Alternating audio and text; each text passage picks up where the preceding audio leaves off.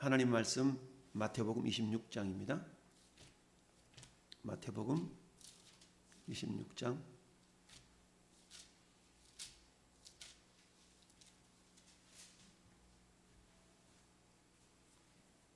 마태복음 26장 자 26절부터 28절까지 마태복음 26장 28절 자습 한번 합시다. 우리 한 목소리로 마태복음 26장 26절에서 28절 자 마태복음 26장 26절 28절 한 목소리로 또 갑니다. 그들이 먹을 때에 예수께서 떡을 가지사 축복하시고 떼어 제자들에게 주시며 이르시되 받아서 먹으라 이것은 내 몸이니라 하시고 또 잔을 가지사 감사 기도하시고 그들에게 주시며 이르시되 너희가 다 이것을 마시라 이것은 죄 사함을 얻게 하려고 많은 사람을 위하여 흘리는 바 나의 피 곧 언약의 피니라. 아멘. 할렐루야. 예수께서 성례식을 제정을 하시죠. 성례 거룩한 예식에는 세례와 성찬이 있죠. 그래서 세례와 성찬이 있는데 오늘 본문은 성찬에 대한 부분을 말씀하고 있죠. 예수님이 잡히시기 전날 밤에 제자들과 함께 최후의 만찬을 이렇게 나누시면서 그들이 먹을 때에 예수께서 떡을 가지사 축복하시고 떼어 제자들에게 주시며 이르시되 받아서 먹으라 이것은 내 몸이니라. 떡과 잔을 예수님의 몸과 예수님의 피에 비유하시면서 거룩한 예식 성찬을 우리 하나님이 제정하셨죠. 그러면 우리 세례에 대한 부분은 우리 로마서 6장을 한번 볼까요? 로마서 6장 3절 4절 로마서 6장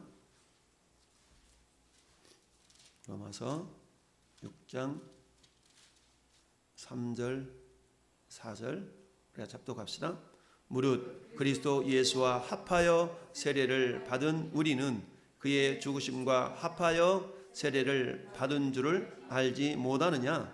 그러므로 우리가 그의 죽으심과 합하여 세례를 받음으로 그와 함께 장사되었나니 이는 아버지의 영광으로 말미암아 그리스도를 죽은 자 가운데서 살리심과 같이 우리로 또한 새 생명 가운데서 행하게 하려 함이라. 아멘. 자, 세례에 대해서 설명하실 때에 합하여 함께라는 단어를 여러 번 반복하고 있는 것을 보게 됩니다. 오늘 성찬에 대한 부분과 세례에 대한 부분을 두 가지 본문을 우리가 살펴보았는데요. 자, 이것은 91번, 92번, 93번의 질문에 대한 내용입니다. 그래서 91번이 질문이 뭐냐면 성례가 어떻게 효력이 되어 구원을 얻게 하는 방도가 되는가? 성례가 어떻게 효력이 되어 구원을 얻게 하는 방도가 되는가에 대해서 질문이 있는데 여기에 대한 답을 한번 같이 읽어보겠습니다. 시작. 그것은 성례 자체로 말미암음도 아니요. 안 나온 거예요? 안 보여요? 같이 다시 시작. 그것은 성례 자체로 말미암음도 아니요 베푸는 자의 덕으로 됨이 아니라 다만 그리스도의 축복하심이 되어 또 믿음으로 성례를 받는 자 속에 성령이 역사하심으로 되는 것이라. 아멘. 자, 크게 이제 두 가지를 말씀하고 있어요. 첫 번째는 뭐예요? 인간편에 근거가 있지 않다라는 것을 말씀해 주고 있습니다. 인간편에 베푸는 자의 성례 자체가 어떤 그런 의미가 있다는 건 아닙니다. 우리가 포도즙을 나누고 떡을 떼는 그 자체가 의미가 있는 건 아니라는 얘기입니다. 그렇다면 성례가 어떤 의미가 있는가? 또한 목사가 떼니까 장로가 나눠주니까 의미가 있다. 이것도 아니라는 얘기입니다. 그렇다면 의미가 있는 것은 크게 두 가지인데 첫 번째는 예수 그리스도의 축복하심이 되어 우리가 오늘 읽어본 마태복음 26장에 최후만찬에서 예수님께서 저녁 먹을 때에 예수께서 떡을 가지사 뭐 하시고 축복하시고 떼어서 제자들에게 주셨다. 축복하셨다. 여러분 오병이어 칠병이어 이적을 우리 하나님이 예수님이 베푸실 때도 먼저 뭐 하셨어요? 우리 아버지 하나님께 감사기도 축사했다고 그랬죠. 축복 감사했다는 얘기거든요. 그러니까 축복 감사했기 때문에 감사하며 축복했다. 그게 축사죠. 그래서 축사하시고 떼어주었다.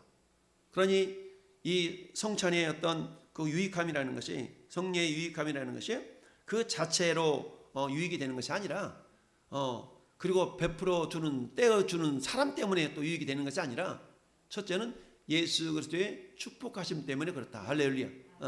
주님의 축복하심. 그 주님은 2000년 전에 죽으시기 전에 제정한 사건이지만 그 예수님은 죽으다가 다시 부활하시고 지금도 하늘 보좌 우편에 살아 계신 분이시죠. 따라서 주님이 제정하신 이 성례는 한 번으로 끝난 것이 아니라 주님이 오고 오실 때까지, 다시 오실 때까지 계속 하라라고 주님이 명령하셨기 때문에 그래서 내 몸이며 내 피다라고 주님이 말씀하고 있죠. 그래서 이것은 죄의 사함을 얻게 하려고 많은 사람을 위하여 흘리는 바 나의 피 곧 언약의 피다라고 말씀하고 있습니다. 그래서 첫 번째는 예수 그리스도의 축복하심과 두 번째는 그 축복하심을 믿음으로 받아들이는 자 속에서 역사하시는 성령, 할렐루야. 성령의 역사하심으로 말미암아서 이 성례가 유익함이 있다라는 얘기죠. 자, 원래 우리 5번째 주간이 있을 때는 성례식을 해야 되는데 다음 주에는 우리 유사람 추통률 때문에 성례식을 못하고 10월 첫 주에 우리 성찬식을 하도록 하겠습니다. 그래서 11월 첫째 주, 11월 세 번째 주가 추수감사주일이잖아요. 그러니까 11월 달에 우리 첫째 주일에 우리가 성찬식을, 성례는 세례 베풀 자가 있어야 되는데 우리 세례 베풀 자가 없기 때문에 성찬만 행하는 걸로 그렇게 하도록 하겠습니다. 그래서 제가 까먹지 않도록 사모님 11월 첫째 주 성례식 행한다라고 기억할 수 있기를 바랍니다. 그래서 우리 같이 마태복음 26장과 그리고 함께 읽어본 또 로마서 6장 3절 4절, 마태복음 28장은 예수님이 승천하시면서 제자들에게 하신 말씀이죠. 그러므로 너희는 가서 모든 민족으로 제자를 삼아 아버지 아들과 성령의 이름으로 세례를 베풀고, 할렐루야. 그 세례가 뭐라고 그랬습니까? 로마서 6장 3절 4절 보니까 예수님과 합하여 죽고 예수님과 합하여 다시 살아나는 겁니다. 할렐루야. 따라합시다. 예수님과 합하여 죽고 예수님과 합하여 다시 살아나는 것. 이걸 한마디로 말하면 연합이라고 얘기하죠. 세례라는 것은 그래서 예수님과 한 몸을 이룬, 연합하는 것을 말하죠. 이것을 가장 잘 표현한 구절이 갈라디아서 2장 20절의 말씀이죠. 내가 그리스도와 함께 십자가에 못 박혔나니. 함께. 예수님이 2000년 전에 못 박혔지만 나도 그때 같이 못 박힌 겁니다. 2000년 전에 나는 태어나지도 않았지만 그 십자가의 보혈의 효력, 십자가에 못 박힘 효력이라는 것은 그 십자가에 못 박힌 순간부터 영원까지 효력이 있기 때문에 우리가 비록 2000년 후에 태어난 저와 여러분들을 할지라도 이미 예수님의 십자가에 못 박히심의 효력은 영원한 거죠. 주님이 다시 오실 때까지 그 효력이 있기 때문에 우리도 예수님이 못 박히실 때 같이 못 박혔다. 아니 2000년 전의 사건과 어떻게 오늘날 우리가 같을 수가 있습니까? 주께는 하루가 1000년 같고 1000년이 하루 같다 하신 이 한 가지 사실을 너에게 잊지 말라 라고 우리가 말씀을 배우고 있는데요. 이처럼 예수님이 십자가에 못 박히신 그 사건, 이 사건은 오늘 저와 여러분들에게 그대로 적용이 되어진다. 그래서 사도 바울이 갈라디아서 2장 20절에 말씀하신 것처럼 내가 그리스도와 함께 십자가에 못 박혔나니 그런즉 이제는 내가 사는 것이 아니요 내 안에서 누가 산다? 그리스도께서 사시는 것이라. 이제 내가 사는 것은 나를 위하여 자기 자신을 버리신 하나님 아버지 아들을 믿는 믿음 안에서 사는 것이다 라고 말씀을 하고 있죠. 따라서 저는 여러분들은 모두가 다 세례받은 사람들인데 내가 세례를 받았다는 것은 뭐예요? 나는 이미 십자가에서 예수님과 함께 죽은 자가 되었어요. 할렐루야. 죽은 자가 되었어요. 뭐가 죽었어요? 내 옛 성품이 죽었어요. 내가 옛 자아가 죽었다는 얘기입니다. 그러니 이제 어때요? 예수님이 부활하신 것처럼 나도 어때? 옛 사람의 성품은 죽고 이제는 예수 안에서 새 사람의 성품으로 살아나게 된 것이죠. 물론 겉으로 볼 때는 이 몸이나 그 몸이나 같은 것 같지만 그러나 신분적으로 달라졌다라는 얘기입니다. 마치 여러분 저 북한에서 힘들고 이렇게 살다가 저 두만강 낙동강 건너서 중국으로 해서 저 만주로 저 남하해서 저 태국으로 라오스로 해서 겨우 남한 땅에 들어왔어. 그럼 6개월 동안 저 하나원에서 사상교육 또 이렇게 교육 받고 그다음에 어떻습니까? 전국이 흩어져서 임대 아파트 하나씩 내어주고 그리고 이제 살아갈 수 있도록 하죠. 그럼 어때? 그 사람들이 이제 한국 국적을 가지고 한국에 적응하면서 살아야 되겠죠. 그러면 북한에서 탈북해서 대한민국에 들어온 사람이 겉으로 볼 때는 똑같아요. 겉으로 볼 때는 북한 말씨도 그대로 쓰고 단지 대한민국에 있다는 것 뿐이지 겉으로 볼 때는 똑같아요. 그러나 신분적으로는 어때요? 신분적으로는 대한민국 국민이 된 거죠. 물론 헌법적으로는 말하면 헌법상으로는 북한에 있는 국민도 대한민국 국민이에요. 그렇기는 하지만 일단 북한 주민과 남한 주민의 차이가 있죠. 그렇다면 남한으로 들어와서 그들이 남한 국민이 되었다는 증거는 뭐예요? 주민등록증이 이제 발급이 되겠죠. 그러면 그때야 비로소 완연한 대한민국 국민, 남한 국민이 되었다라고 우리가 인정하게 되는 것입니다. 이런 것처럼 저는 여러분들이 예수 믿기 이전과 믿은 후의 겉모습은 똑같아요. 탈북자가 탈북해서 우리나라에 남한에 와서 살고 있어도 겉모양은 똑같은 것처럼 우리가 예수를 믿으나 믿지 않는가 겉모습은 똑같습니다. 그러나 겉모습은 똑같다 할지라도 예수 믿는 사람의 신분 자체가 달라요. 할렐루야. 신분 자체가 달라. 여러분 젊은 사람들이 우리나라 남자들은 누구나가 다 20살, 20살 이상이 되면 군대를 다 가야 돼요. 여러분 군대를 갔다 오면 다 군대를 갔다 왔다는 증거가 있죠. 그래서 이 사람은 군대를 갔다 왔습니다 라고 병적 증명서라는 게 있고 다 증명이 있다는 얘기죠. 그리고 군대 가면 어때요? 군복을 입고 이 사람은 대한민국 군인이다라는 어떤 그런 또 그거 뭐라고 얘기합니까? 차는 걸 뭐라고 그러지? 군번줄도 차고 이렇게 되는 거예요. 그러면서 이 사람이 군인이구나 라고 표식을 나타내게 되는 것처럼 우리가 예수님 믿고 하나님의 자녀가 된다라는 사실을 우리가 어떻게 나는 예수 믿는 사람입니다 라고 드러낼 수 있겠습니까? 물론 말로도 나 예수 믿는 사람입니다 라고 말할 수가 있지만 내가 세례를 받았습니다. 내가 세례를 받았다는 얘기는 나는 이미 옛사람의 성품은 죽고 새로운 사람으로 이제 거듭난 존재가 되었습니다 라고 하는 거죠. 그래서 기본적으로 여러분 한 교회 공동체를 이루면서 있어서 그 교회의 어떤 구성원으로서의 권리라고 표현하죠. 권리. 권리를 표현할 수 있는 그런 가장 기본적인 단계가 어떤 단계? 세례받은 자, 세례교인이라고 표현을 하죠. 자, 오늘 91번 성례가 어떻게 효력이 되어 구원을 얻게 하는 방도가 되는가? 그것은 성례 자체에 유익이 있는 것이 아니다. 베푸는 자 때문에 유익이 있는 것이 아니라 첫째는 예수 그리스도의 축복하심 때문에 유익하다.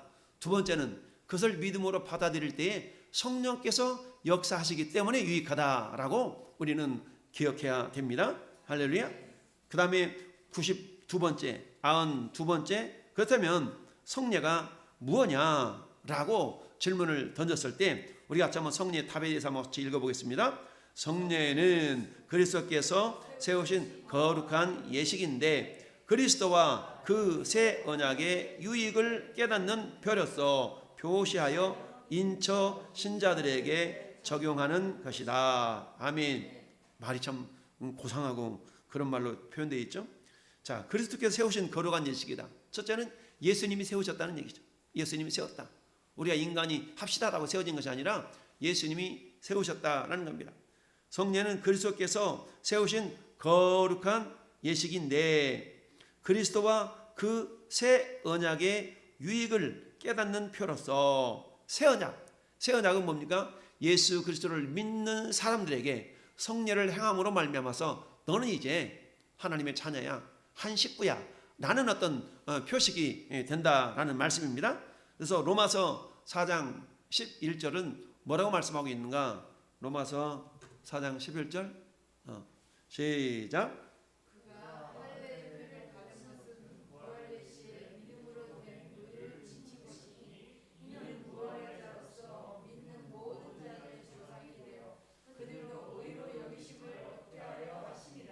아멘.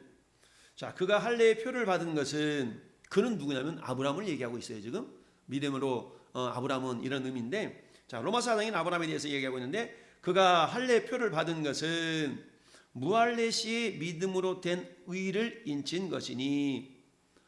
아브라함이 할례를 받을 때는 99세 때 할례를 받아요. 그러니까 굉장히 늦게 할례를 받죠. 그리고는 어때요? 할례 받기 이전에 아브라함은 몇 살, 약 80대 정도 때에 창세기 15장에 하나님으로부터 의롭다라고 인정을 받죠. 그러니까 의롭다 인정은 한참 뒤에 결국 할례를 받는, 늦게 할례를 받는 그런 모습이 된 거죠. 이것을 지금 로마서 4장에 그렇게 표현하고 있어요. 그 아브라함이 할례의 표를 받은 것은 무할례 시에 믿음으로 된 의를 인친 것이니. 우리 하나님께서 아브라함에게 언약을 맺으시고 너가 저 하늘의 별들처럼 그렇게 많은 민족의 조상이 되게 했고 네 자손들이 저렇게 많을 거야 라고 하나님께서 하늘의 별들을 보여주시면서 아브라함에게 말씀하셨을 때 아브라함이 그것을 믿으니 그것을 의로 여겨주셨다라고 창세기 15장에 말씀하고 있습니다. 하나님이 이것을 또 확정시켜 주시기 위하여서 짐승을 잡아오라, 그리고 그걸 각을 떠서 나눠놓으라. 그러자 하나님께서 타는 고기 사이로, 쪼갠 고기 사이로 타는 횃불의 모양으로 지나갔다라고 말씀하죠. 자, 아브라함과 함께 지나가는 것이 아니라 하나님만 지나가고 아브라함은 그걸 지켜보았어요. 이걸 통해서 우리가 알 수 있는 건 뭐냐면 언약이라는 것은 원래 A라는 사람과 B라는 사람이 맺는 것이 언약이에요. 인간관계 속에서의 언약이라는 것은 상호간에 맺는 거죠. 그래서 두 사람이 함께 손을 잡고 쪼갠 고기 사이로 걸어가는 겁니다. 만약에 A라는 나라와 B라는 나라가 말하자면 지도자들이 함께 언약을 맺을 때 같이 고기를 쪼개놓고 같이 걸어가는데 만약에 A라는 사람이나 B라는 사람이 언약을 어길 경우에는 너도 이렇게 쪼갠 고기처럼 갈라진다라는 것을 의미하거든요. 그러니까 둘이 언약을 맺을 때는 반드시 그 언약을, 약속을 지킬 수밖에 없도록 그게 언약의 유효성이 있는 거죠. 그런데 하나님과 아브라함과 맺으신 그 언약이라는 것은 아브라함과 하나님이 손잡고 걸어가신 것이 아니라 하나님만 들어가셨다는 얘기죠. 그 말은 무슨 말입니까? 언약의 주관자가 하나님이시라는 얘기고 아브라함은 그 하나님의 언약을 이루심에서도 결국 믿음으로 아멘하고 순종하기만 하면 된다라는 얘기죠. 그래서 하나님께서 친히 그 언약을 이루시는 언약의 주관자가 되셨다라는 겁니다. 그래서 성례라는 것은 그리스도께서 세우신 거룩한 예식인데 그리스도와 그 새 언약의 유익을 깨닫는 표로서 표시하여 인쳐 신자들에게 적용하는 것이다. 여러분, 겉으로 드러나는 모습이 아까 말씀드렸잖아요. 예수 믿으나 안 믿으나 겉으로 볼 때는 똑같아. 그렇지만 내가 예수 믿고 하나님의 자녀가 되었다는 것이 기본적으로는 세례와 성찬을 통하여서 하나님의 자녀가 되었다는 걸 드러내 보이는데 어때요? 세례라는 것은 평생 한 번만 받으면 되잖아요. 그러나 성찬이라는 것은 절기마다 일정한 기한 내에서 하나님 앞에 예배할 때에 성찬에 같이 참여하게 하는 것이죠. 이 성찬을 참여하게 함으로 말미암아서 내가 어때? 이제 언약 백성이다. 하나님과의 약속을 이루는 그런 하나님의 백성이다라는 것을 드러내는 그런 표징이다라는 의미가 있는 것이죠. 이게 성례다. 그래서 세 번째, 신약의 성례가 무엇인가? 성례는 구약의 성례가 있고 구약의 성례는 신약의 성례의 예표입니다. 그렇다면 93번째 신약의 성례가 무엇인가? 그것은 답 뭐라고요? 아멘. 신약의 성례는 세례와 성찬입니다. 자, 그러면 세례와 성찬인데 예수님께서 제정하시면서 어떻게 말씀하셨는가? 고린도전서 11장 23절부터 26절까지를 우리 같이 한번 합독하여 읽어보겠습니다. 같이 한번 합독합니다. 내가 너희에게 전한 것은 주께 받은 것이니 곧 주 예수께서 잡히시던 밤에 떡을 가지사 축사하시고 떼어 이르시되 이것은 너희를 위하는 내 몸이니 이것을 행하여 나를 기념하라 하시고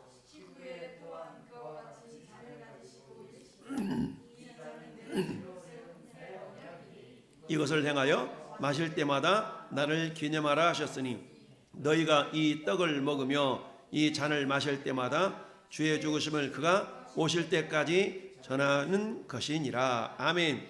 그러니까 이 성찬은 언제까지 행하는 거예요? 주님이 오실 때까지. 할렐루야. 주님이 오실 때까지 성찬을 행하는 겁니다. 그래서 성찬을 행함으로 말미암아서 맞아, 주께서 우리를 위하여서 십자가에 못 박이시면서 우리를 위하여 피 흘리시고 찢기시고 구원을 이루셨지, 라는 것을 기억하면서 주님이 다시 오실 때까지 이 사실을 전하라 라는 얘기입니다. 자, 그러면서 이렇게 오늘 세 가지 우리 하나님께서 우리에게 주신 은혜의 방편, 첫 번째는 말씀이다. 두 번째는 성례가 있다. 근데 성례는 세례와 성찬이 있는데, 세례와 성찬은 우리 예수님께서 제정하신 것이다.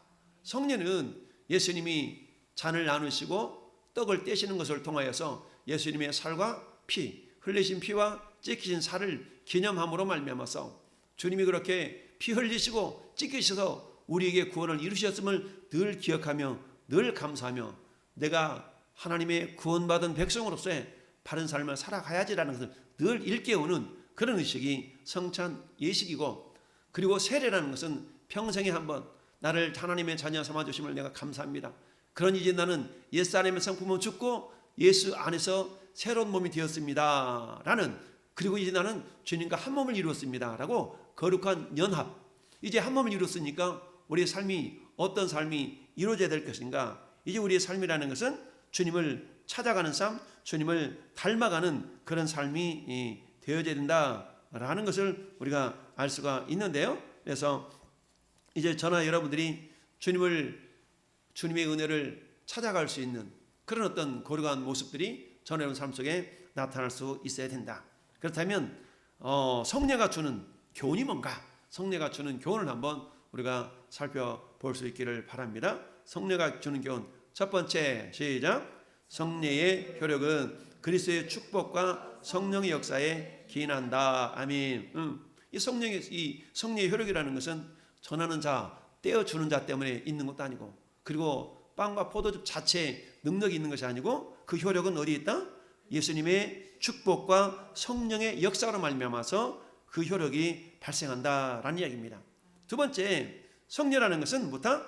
그리스도와 그의 새 언약의 유익이 신자들에게 적용되는 것이다. 그리스도와 그 새 언약의 유익이 신자들에게 적용되는 겁니다. 예수님의 피와 예수님의 살을 우리가 먹고 마심으로 말미암아서 그 자체의 능력이 있는 건 아니지만, 우리가 주님이 오실 때까지 어때요?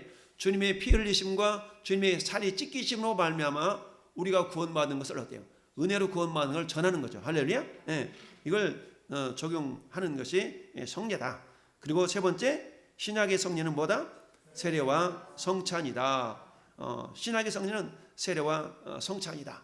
그래서 이 주는 교훈을 생각해 보면서, 그 다음에 두 번째로는 성례의 유익이 어디 있나. 그렇다면 우리가 성례를 행할 때마다 어떤 유익함을 얻을 수가 있는가? 그것은 하나님의 역사하심이 있다. 할렐루야. 그러니까 하나님이 역사해 주셔야 된다는 얘기죠. 아무리 내가 떡을 먹고 포도즙을 마신다 할지라도 하나님이 역사하지 않으면 아무런 의미가 없어요. 그러니까 성찬식은 보통 1주, 2주 전에 예고를 하거든요. 1주 전에 예고하면 일주일 내내 다음 주에 있을 성찬에 내가 어떻게 참여할 것인가를 기도로 준비하는 거예요.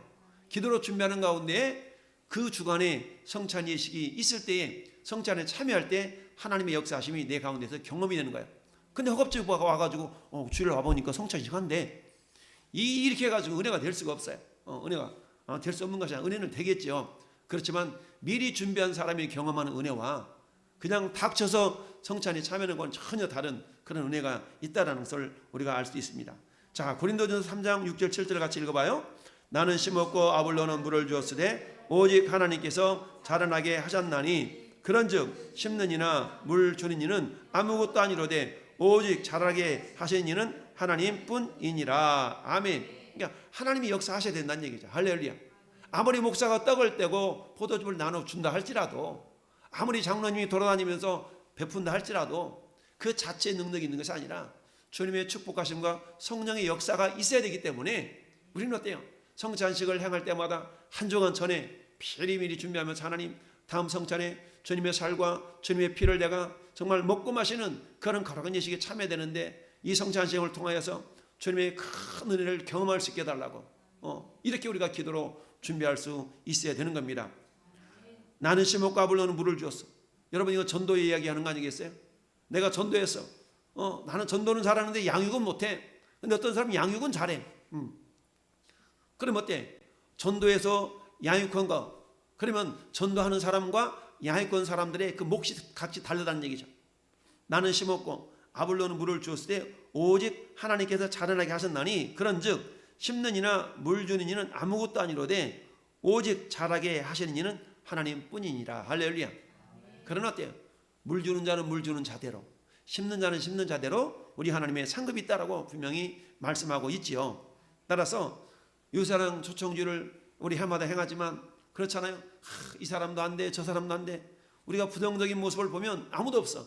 그러나 긍정적인 모습은 이 사람이 이래서 될 것 같고 저 사람은 저래서 될 것 같고, 우리가 어떻게 생각하느냐에 따라서 우리 마음가짐에 따라서 결과가 달라질 수 있다라는 걸 기억해야 됩니다. 나는 심었고 아볼로 물을 주었어. 여러분 물 주는 자입니까? 심는 자입니까? 그러나 하나님께서 자라게 하신다는 얘기죠. 그는 철저하게 어때? 내가 물을 주고 심기는 하지만 철저하게 하나님을 의지하고 기도하는 가운데 주님 자라게 해달라고, 주님 열매 맺게 해달라고, 그래서 기도하는 겁니다. 할렐루야. 네. 그래서 하나님의 역사하심에 성령의 유익이 있다라는 걸 기억하시고, 두 번째, 성령의 의로 성령으로 한 몸을 이루는 것이 뭐다? 이것이 세례라는 얘기입니다. 따라서 세례는 성령으로 한 몸을 이루는 것입니다. 성령으로 한 몸을 이루는 거야. 그래서 이 모습을 고린도전서 12장 13절에는 이렇게 표현하고 있습니다. 같이 읽어봅시다. 시작. 우리가 유대인이나 헬라인이나 종이나 자유인이나 다 한 성령으로 세례를 받아 한 몸이 되었고 또 다 한 성령을 마시게 하셨느니라. 아멘. 성령을 마셨다는 얘기는 성령이 우리 안에 와 계시다는 얘기입니다.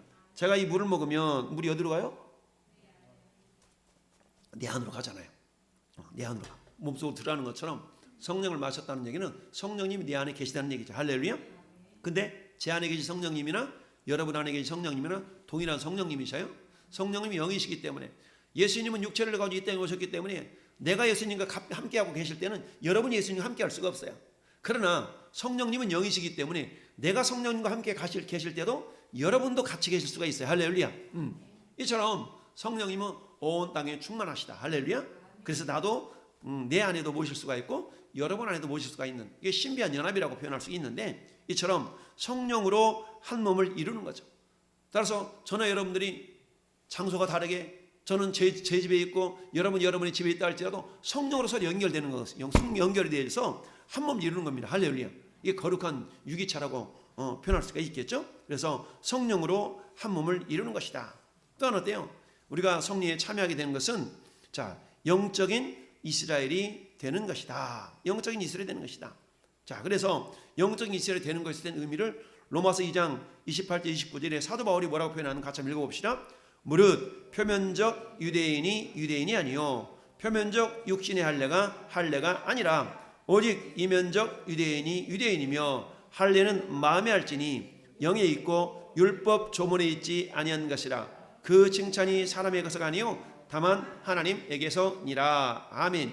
여기 보니까 표면적 유대인이 아니요 이면적 유대인이다. 표면적 유대인이라는 것은 혈통적으로 흘러온 그런 혈통적인 유대인을 말하는 거예요. 그런데 혈통적인 유대인이라고 해서 그 모든 자손들이 우리 하나님이 인정하시는 이스라엘이 되는 건 아니라는 얘기입니다. 하나님이 인정하시는 이스라엘은 이면적 유대인인데, 그 이면적 유대인이라는 것은 신학적으로 표현하면 예수님과 한 몸을 이룬 자들이다. 할렐루야. 예수님과 한 몸을 이룬 자들, 우리 말하면 세례받은 자가 되겠죠. 세례받은 자는 곧 예수님과 한 몸이 되었다는 것을 의미하는 것이니까. 그래서 예수님과 한 몸을 이루었음을 나타내 주는 세례를 받은 자는, 즉 예수 그리스도를 통해서 영적인 아브라함의 자손, 여기서는 이면적 유대인으로 표현을 하고 있습니다. 표면적 유대인은 혈통적인 유대인이라면 이면적 유대인은 믿음으로 말미암아서 아브라함의 자손이 된 저나 여러분들을 이면적 유대인이다 라고 말씀하고 있습니다. 그래서 전 여러분들은 혈통적으로는, 표면적으로는 유대인이 될 수가 없어요. 그러나 영적으로는 이처럼 예수 그리스도를 통하여서 영적인 이스라엘이 된 겁니다. 그럼 영적인 이스라엘이 된다는 것은 뭐겠습니까? 갈라디아서 3장 7절 9절에 믿음이 있는 자는 아브라함의 자손인 줄 너희가 알지어다. 9절 말씀에는 믿음이 있는 자는 믿음이 있는 아브라함과 함께 복을 받느니라 라고 말씀하고 있습니다. 자, 그럼 결론적으로 구약과 신약의 성례의 차이가 뭔가를 우리가 한번 마무리해 보도록 하겠습니다. 자, 구약과 신약의 성례의 차이. 구약의 성례는 무엇과 무엇이다고요? 할례와 유월절이 있습니다. 할례와 유월절 저기가 결국 구약의 성례라고 할 수 있어요. 자, 그렇다면 신약의 성례는 세례와 성찬이라고 그랬죠? 세례와 성찬이 성례인데, 그러면 구약의 성례는 할례와 유월절이에요. 여러분, 할례를 통하여서, 할례는 어때? 남성의 포피를 이렇게 베어내는 거잖아요. 근데 여성들에게는 구약에서는 주로 그 남성이 인간의 어떤 뭡니까? 한 사람 한 사람을 셀 때 장정들을 헤아렸던 것처럼 할례는 남성들에게만 행했지만, 그러나 이것이 어때? 신약으로 넘어오면서 모든 믿는 자들에게 베푸는 세례로 넘어오게 되죠. 그래서 할례는 세례의 예표가 되는 겁니다. 할례는 세례의 예표가 되는 거래요. 그래서 할례는 뭐예요? 할례는 피를 흘려야만 되잖아요. 할례는 누구 피를 흘려야 돼요? 내 피를 흘려야 되는 거예요. 내 피를 흘려야 되는 겁니다. 그런데 세례는 누구 피가 흘려졌어요? 예수님 피가 흘려지고 내 피는 흘려지지 않냐고, 예수님 흘리신 피를 내가 믿음으로 받아들이는 겁니다. 할렐루야. 그 다음에 유월절은 누구 피가 흘려져요? 짐승 피가 흘려지죠. 흠없는 짐승의 피를 흘려서 그 피를 뿌리고 바르고 해서 지키는 절기가 유월절 절기죠. 그래서 구약의 성례는 유혈 성례, 피가 흘려져야만이 되는 그런 예식이다라고 표현할 수 있어요. 할례나 유월절이나 다 같이 피가 흘려졌다. 그런데 이 구약의 성례는 신약의 성례의 모형인데, 신약으로 넘어오면서 할례가 세례로 바뀌어졌고 유월절이 성만찬으로 바뀌어졌어. 그러나 세례와 성만찬을 통해서는 우리들은 어때? 피를 흘리지 않죠. 왜? 이미 예수님께서 피를 흘리셨기 때문에. 예수님이 흘리신 피의 효력이 예수님이 재림하실 때까지 유효하다라고 말씀드렸죠. 그래서 신약시대의 성례는 무혈 성례다라고 우리가 이해할 수가 있습니다. 그래서 유혈 성례는, 그 피는 예수 그리스도의 피를 예표하기 때문에, 이미 예수께서 흘리신 피 때문에 오늘 이 시대에 저나 여러분들이 세례를 받을 때 또는 성만찬을 참여할 때 우리가 피를 흘리거나 피를 또 드리거나 그러지는 않죠. 이미 예수님이 흘리신 보혈이 우리 모든 죄를 다 사함받고 예수님과 한 몸을 이룰 수 있는 그런 영적인 접착제와 같은 그런 신비한 연합을 이룰 수 있는 그런 어떤 능력이 예수님의 보혈이 되는 거죠. 할렐루야. 그렇게 해서 신약의 성례는 무혈 성례가 되는 거고 구약의 성례는 유혈 성례가 된다라는 기억하면서 구약의 할례와 신약의 세례와 유월절과 성만찬의 어떤 그런 관계가 있는데, 그래서 이 신약의 세례의 모습을 우리 하나님은 사도 바울을 통해서 모세와 함께 홍해를 건넌 사건을 세례로 이해를 하고 있죠. 너희가 모세와 합하여 함께 홍해를 건넜다. 근데 실상 어때요? 그들 스스로는 건널 수 없잖아요.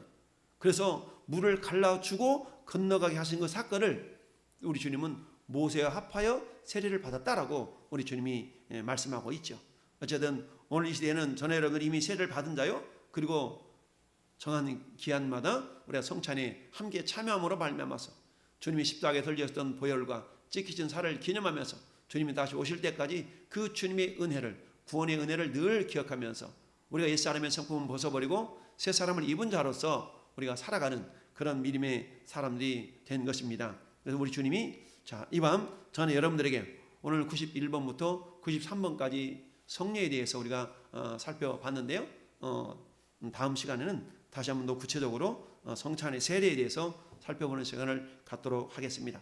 어쨌든 하나님께서 이 땅 예수 그리스도를 보내주심으로 말미암아 전에 여러분들이 하나님의 거룩한 백성이 되었고, 내가 하나님 백성이 되었다는 두 가지 표, 세례를 받음과 더불어서 성찬에 참여하는 것은 내가 하나님의 자녀가 됐다는 아주 귀중한 표식 중에 한 가지임을 기억하면서 나에게 그런 은혜 베푸심을 감사하고, 하나님 나뿐만 아니라 지금도 많은 영혼들이 주님께 돌아와야 되는데 스스로 돌아올 수가 없어요.